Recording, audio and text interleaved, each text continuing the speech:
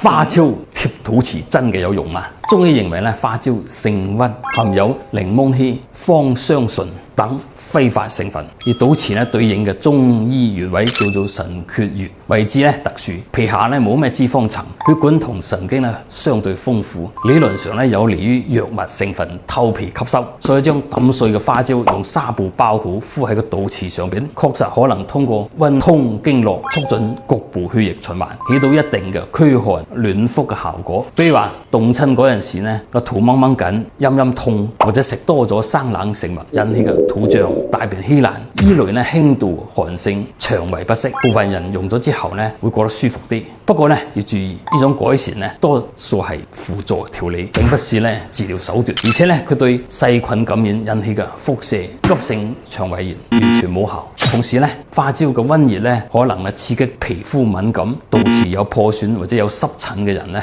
千祈就冇事啦，避免引起紅腫、瘙癢，甚至咧接觸性皮炎。所以咧，我哋使用嗰陣時一定要注意啦。你記得未啊？